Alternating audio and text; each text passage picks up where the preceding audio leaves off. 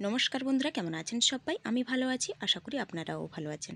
আজকে আবারও একটা নতুন ভিডিও নিয়ে চলে এসেছি পাঁচ ফোড়নে। আজকে আমি করেছি পাকা রুই মাছের ভাপা। এটা কিন্তু সবাই করে থাকেন, কিন্তু নতুন বন্ধুদের জন্য আমি করে দেখালাম। তো চলো, ভালো লাগলে দয়া করে পুরো ভিডিওটা দেখে নেওয়া যাক। ভিডিওটি শুরু করার আগে আমার চ্যানেলে যদি নতুন কোনো বন্ধু হয়ে থাকেন, চ্যানেলটিকে সাবস্ক্রাইব করে পাশে থাকা বেল আইকনটি প্রেস করে নেবেন। তো দেখো, এখানে আমি রেখে দিয়েছি রুই মাছ, কেটে ধুয়ে ভালো করে পরিষ্কার করে নিয়েছি। আর এখানে রেখেছি গুঁড়ো মশলা, নুন, লঙ্কা গুঁড়ো, হলুদ গুঁড়ো, টক দই, আর রেখেছি সর্ষে আর জিরে বাটা, চেরা কাঁচা লঙ্কা। তো দেখো, এখানে রুই মাছগুলোকে প্রথমে আমি নুন আর হলুদ দিয়ে ম্যারিনেট করে নেব। এক্ষেত্রে কিন্তু একটু পাকা রুই মাছ নেওয়ার চেষ্টা করবেন, তাহলে কিন্তু ভালো হয় ভাপা করতে। তো মাছগুলোকে আমি ভালো করে নুন হলুদ মাখিয়ে নেব, যাতে মাছের মধ্যে নুনটা ভালো করে ঢুকে।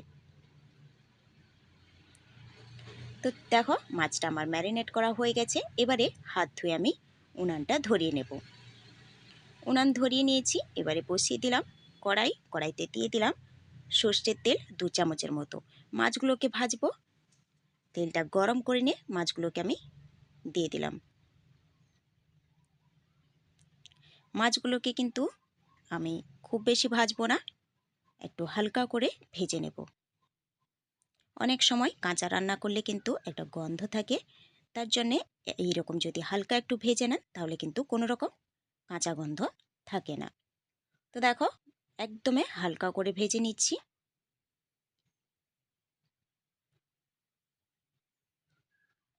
এই রুই মাছের ভাপা কিন্তু গরম ভাতের সঙ্গে খুবই সুন্দর লাগে খেতে। সবাই রান্না করে থাকেন, কিন্তু আমি কিন্তু নতুন বন্ধুদের দেখানোর জন্যই রান্না করলাম। তো দেখো, মাছগুলো কিন্তু ভাজা হয়ে গেছে, হালকা ভাজা। এবারে মাছগুলোকে কিন্তু আমি একটু তুলে নেব।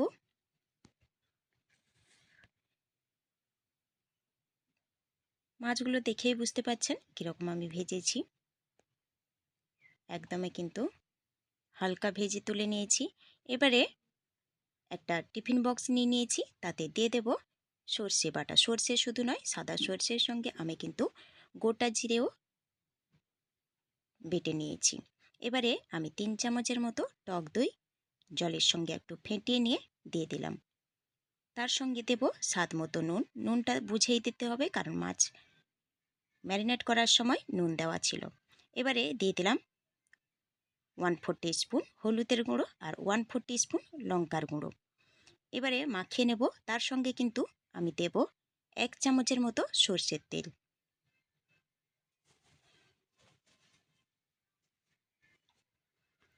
তো এবারে আমি ভালো করে মিশিয়ে নিয়ে মাছগুলো এই কৌটোর মধ্যেই দিয়ে দেব।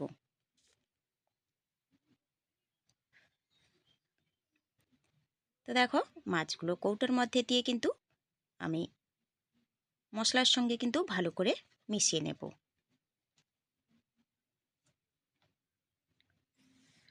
সবগুলো মাছই আমি দিয়ে দিয়েছি। এবারে উপর থেকে দিয়ে দেব চেরা কাঁচা লঙ্কা কয়েকটা দিয়ে দেব, আর দেব উপর থেকে একটু সর্ষের তেল। আগে কিন্তু 1 চামচের মতো সর্ষের তেল দিয়েছিলাম, এবারে কিন্তু 2 চামচের মতো একটু সর্ষের তেল দিলাম। এবারে ঢাকা দিয়ে দেব। তো চলো, এবারে উনানে কড়াইটা যে মাছ ভেজেছিলাম সেই কড়াইতে আমি দিয়ে দিলাম বেশ অনেকটা জল।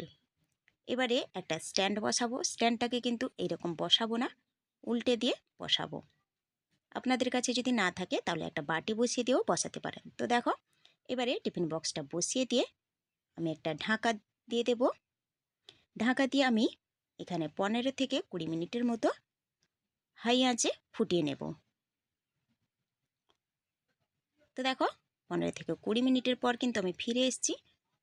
হয়ে গেছে রুই মাছের ভাপা। আমি কিন্তু নামিয়ে দেখাবো, তবে একটু দেরি করব, কারণ এটা প্রচণ্ড গরম, এখন কিন্তু খোলা যাবে না। ঠান্ডা করে নিয়ে একটু খুলে দেখাচ্ছি। তো দেখো, এবারে আমি একটু খুলে দেখাচ্ছি। দেখো কতটা সুন্দর হয়েছে, সেটা দেখেই বুঝতে পাচ্ছেন। সবাই রান্না করে থাকেন, কিন্তু নতুন বন্ধুরা কেমন রান্না করবেন, নতুন বন্ধুদের জন্যই এই ভিডিওটা কিন্তু আমি দেখালাম। তো কেমন লাগলো আজকের ভিডিওটা অবশ্যই কমেন্ট করে জানাবেন, ভালো লাগলে লাইক শেয়ার করে দেবেন। সুস্থ থাকবেন, ভালো থাকবেন, খুব শীঘ্রই দেখা হবে পরের একটা ভিডিও নিয়ে। তো চলো আজকে এখানেই শেষ করি।